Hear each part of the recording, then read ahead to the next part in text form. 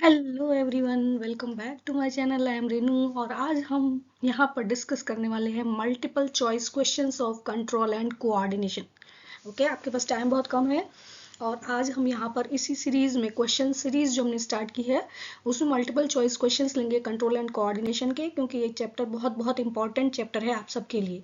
तो बिना देर करते हुए आइए अभी हम इस चैप्टर को स्टार्ट करते हैं, इसके क्वेश्चंस को डिस्कस करते हैं और साथ में उनको एक्सप्लेन भी करेंगे, जिससे आप प्रॉपर तरीके से उनको समझ पाएंगे। So let's we start. A small gap present between two neurons is known as.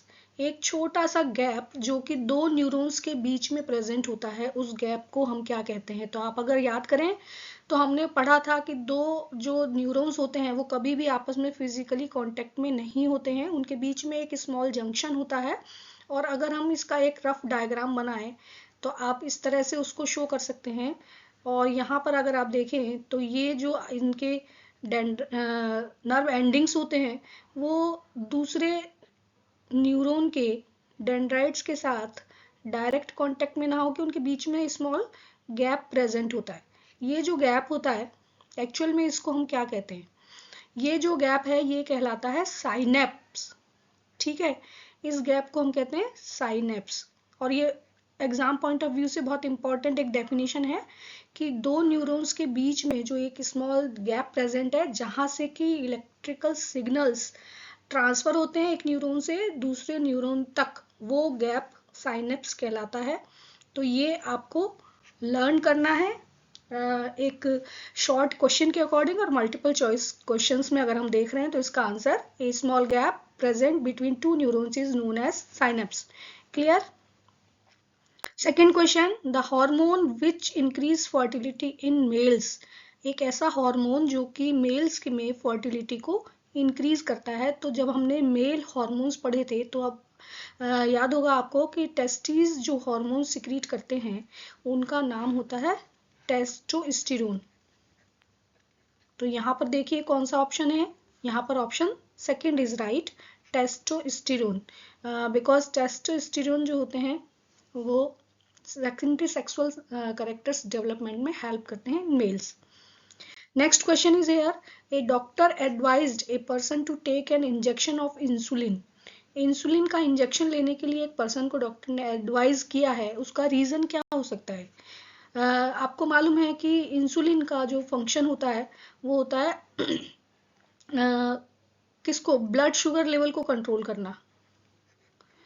Blood sugar level को कंट्रोल करने के लिए इंसुलिन सिक्रीट होता है, पैनक्रियास से सिक्रीट होता है, ये आप अच्छे से जानते हैं। तो यहाँ पर देखिए ब्लड प्रेशर से कोई रिलेटेड नहीं है, हार्ट से रिलेटेड नहीं है, गॉइटर से रिलेटेड नहीं है। His sugar level in blood was high, तो answer number D is right. Okay, तो D option is right here. Next question is here, dwarfism result due to.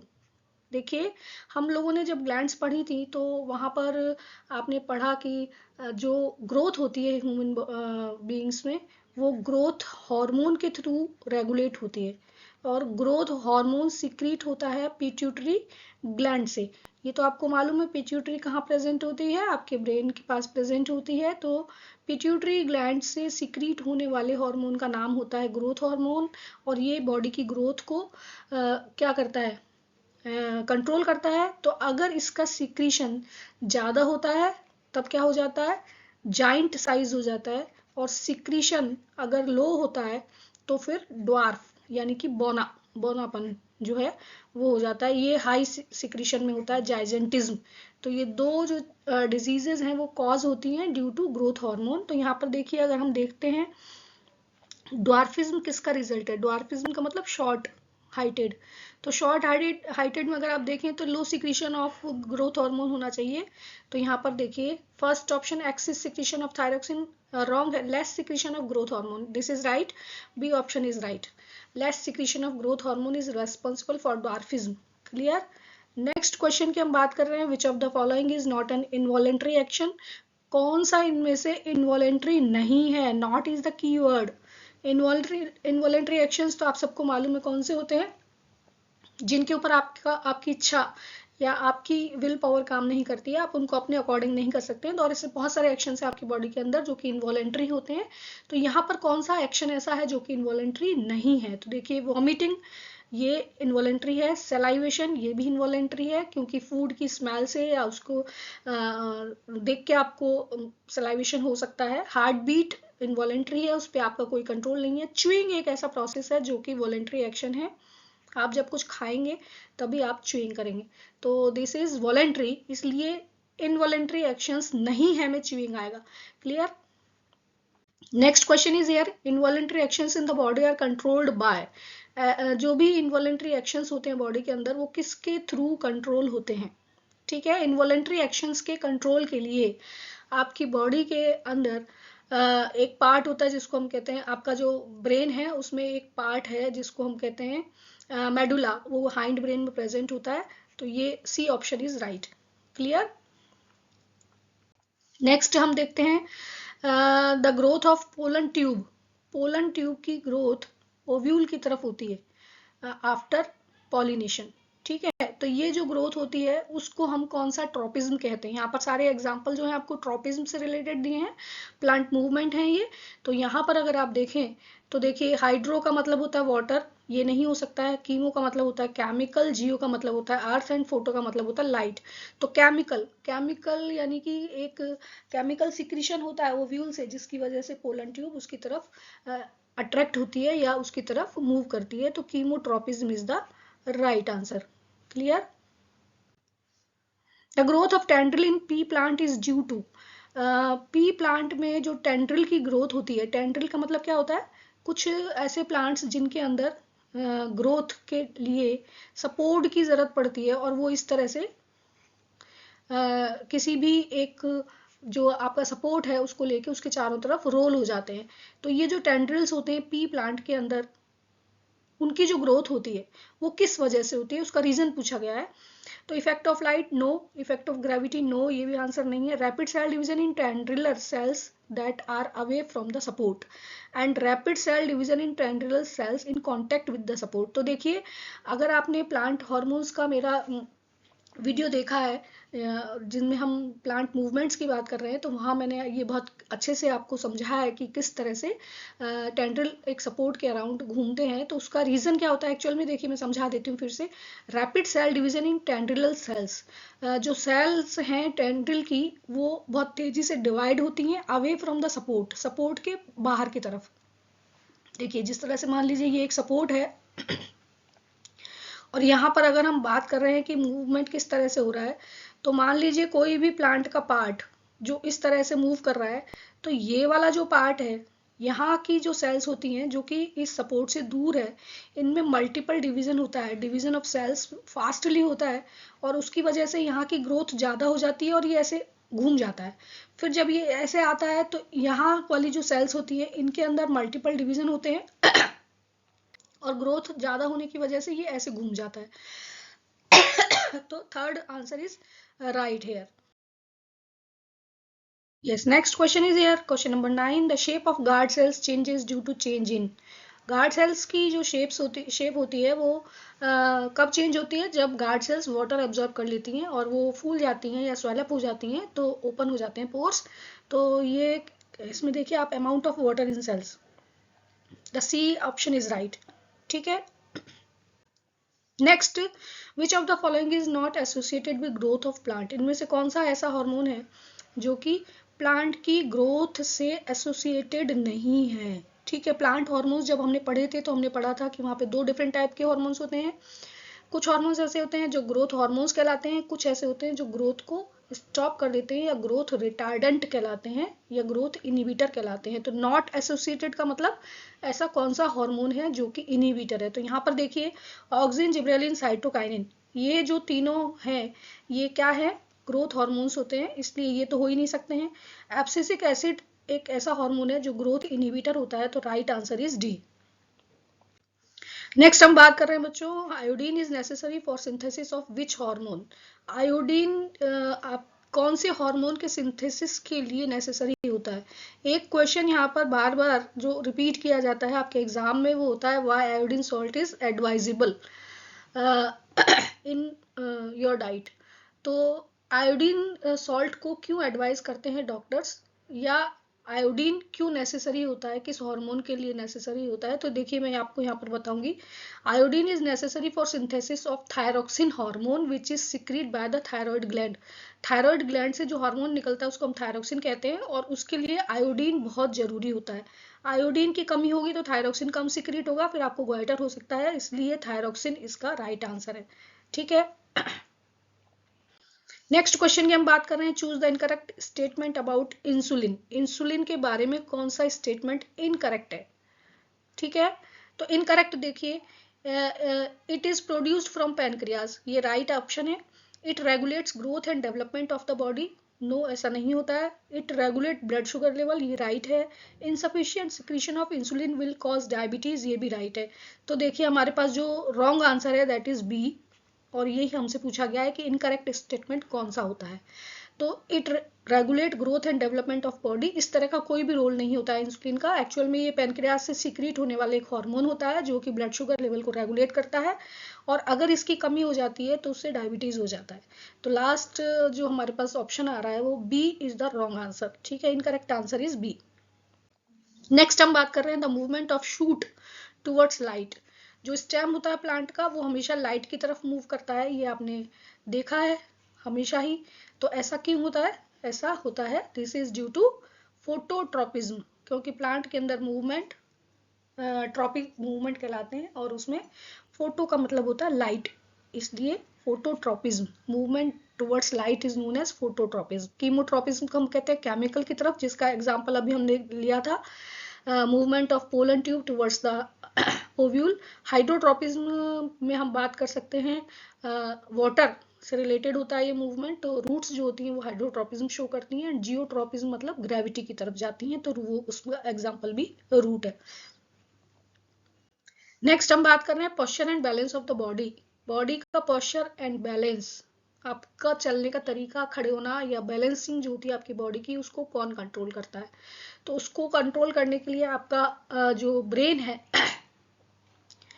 उसका कौन सा पार्ट इसमें से कंट्रोल करेगा? देखिए फोर ब्रेन जो होता है वो तो थिंकिंग से रिलेटेड होता है। इसके अलावा मेडुला जो होता है वो आपका किससे रिलेटेड होता है? इनवॉलंटरी एक्शन से रिलेटेड होता है। पोन्स जो होता है वो आपका किससे रिलेटेड होता है? रेस्पिरेशन रेट से रिलेटेड होता है। सैरिबेलम की अगर हम बात करें तो cerebellum is the right answer.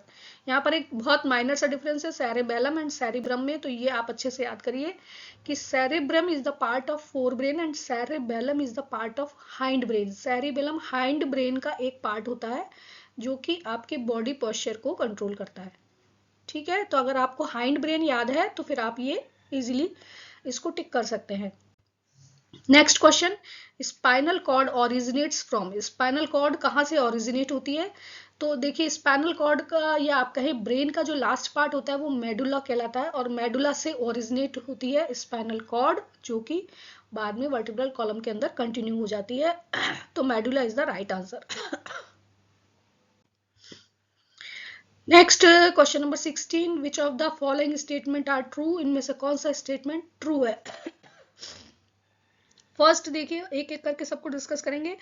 Sudden action in response to something in environment is called reflex action, ये ट्रू है। ठीक है। जो भी एनवायरमेंट में चेंजेस होते हैं उनके लिए जो सडन एक्शंस होते हैं विदाउट थिंकिंग, उनको हम रिफ्लेक्स एक्शंस कहते हैं। सेकेंड ऑप्शन हमारे पास है sensory neurons carry signals from spinal cord to muscles. No, sensory neurons जो होते हैं वो सिग्नल्स को रिसेप्टर्स से स्पाइनल कॉर्ड तक पहुंचाते हैं, तो ये रॉन्ग है। Motor neuron carry signals from receptor to spinal cord, नहीं, अभी जैसे मैंने आपको बताया इसमें सेंसरी न्यूरॉन्स जो होते हैं वो रिसेप्टर टू स्पाइनल कॉर्ड जाते हैं, तो ये भी रॉन्ग है। Next is the path through which signals are transmitted from receptor to muscle और gland is called reflex arc, ये रिफ्लेक्स आर्क कहलाता है। तो यहाँ पर देखिए ये फोर्थ वाला आंसर राइट है। ऐसा पाथ जो कि सिग्नल्स को ट्रांसमिट करता है रिसेप्टर तक और फिर वहां से मसल्स तक लाता है, वो जो पार्ट है वो रिफ्लेक्स आर्क कहलाता है। तो फर्स्ट एंड फोर्थ राइट है। यहाँ पर आप ऑप्शंस देख लीजिए, जहां फर्स्ट एंड फोर्थ आ रहा है तो option C is right. Clear? True statement हमको चूज करने हैं, तो first and fourth true. Next अगर हम बात करते हैं, in a neuron conversion of electrical signal to chemical signal, जब एक न्यूरॉन से सिग्नल्स पास होते हैं या इम्पल्सेस पास होते हैं इलेक्ट्रिकल इम्पल्सेस की फॉर्म में, तो वो केमिकल सिग्नल्स में कब चेंज होते हैं? तो देखिए, जब हमने न्यूरॉन पढ़ा था तब हमने वहाँ पढ़ा था कि न्यूरॉन जो ट्रांसमिट करते हैं मैसेजेस को, वो इलेक्ट्रिकल सिग्नल्स के रूप में ट्रांसफर करते हैं, लेकिन जब नेक्स्ट न्यूरॉन पर वो जा रहा है उस वक्त जो सिग्नल होते हैं वो किस में कन्वर्ट हो जाते हैं? केमिकल प्रोसेस में कन्वर्ट हो जाते हैं। और ये कहाँ पर होता है? नर्व एंडिंग्स में होता है। तो यहाँ पर आप देखिए एक्सोन का जो एंड है वहां पर होगा, तो B option is right. Next बात कर रहे हैं हम electrical impulses travel in a neuron. Electrical impulses neuron में कैसे ट्रेवल करते हैं, एक सीक्वेंस दिया हुआ है, उनको आपको देखना है कि कौन सा राइट है। ठीक है, तो यहाँ पर 4 ऑप्शंस हमारे पास हैं। तो सबसे पहले तो आपको ये श्योर करना है कि स्टार्ट कहाँ से होते हैं। तो रिसेप्टर्स से डेंड्राइट उनको रिसीव करते हैं। ठीक है, तो डेंड्राइट उसका फर्स्ट ऑप्शन होना चाहिए। एंड डेंड्राइट फर्स्ट ऑप्शन में यहाँ पे ए एंड सी इन दोनों में से कोई हो सकता है। अब डेंड्राइट जो होता है वो एक्चुअल में किससे कनेक्ट होते हैं? सेल बॉडी से कनेक्ट होते हैं। तो जहां पर सेल बॉडी आ जाएगा वो ऑप्शन होना चाहिए। तो हम देख लेते हैं यहाँ पर फर्स्ट ऑप्शन में एक्सोन आ रहा है, तो ये तो पॉसिबल ही नहीं है। डेंड्राइट से डायरेक्ट एक्सोन में नहीं जाते हैं, डेंड्राइट से पहले सेल बॉडी में जाते हैं एंड सेल बॉडी से फिर वो एक्सोन में जाते हैं और एक्सोन से फिर एक्सोनल एंड की तरफ जाते हैं। तो this C option is right. Clear? तो इस तरह से आप इसको बहुत जल्दी सॉल्व कर सकते हैं। अगर आप उसका फर्स्ट पॉइंट देख लेते हैं कि वो डेंड्राइट से स्टार्ट होना चाहिए, तो 2 ही ऑप्शन आपके पास बचे हुए हैं। डेंड्राइट विच कनेक्ट होता है सेल बॉडी से, तो C option is right. Next question, label the part of following figure. ये जो फिगर आपको दिया हुआ है इसमें आपको लेबल करना है।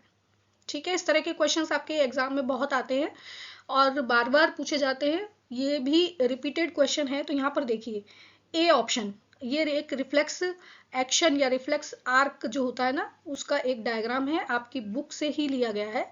रिफ्लेक्स आर्क आप इसको कहेंगे। और यहाँ पर अगर आप देखें तो ये जो ए वाला पार्ट है ये है सेंसरी न्यूरॉन।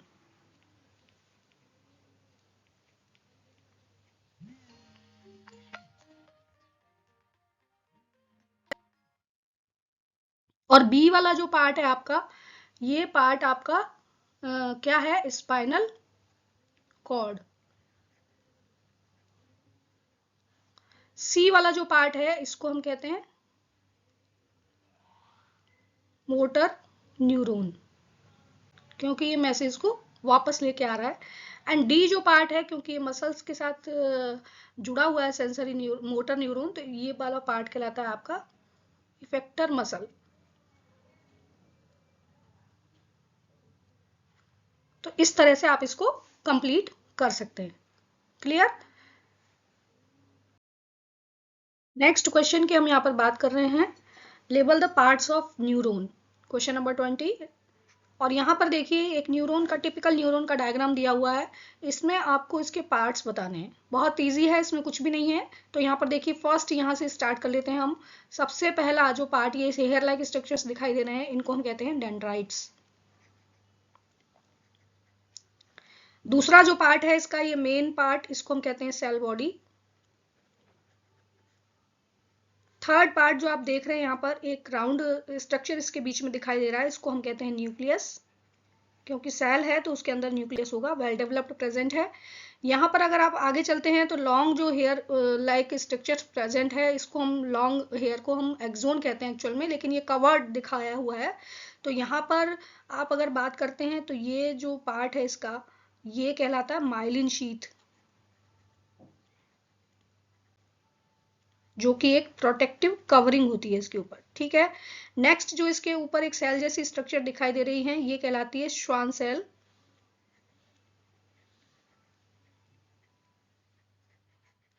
और इसके बाद इन दो माइलिन शीथ के बीच में एक छोटा सा गैप आपको दिखाई दे रहा है। ये जो गैप होता है ये नोड ऑफ रेनवियर कहलाता है।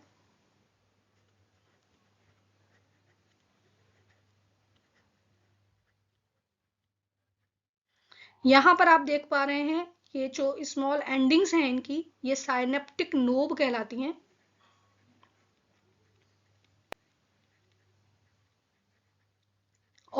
इनको हम एक्सोन एंडिंग भी कहते हैं।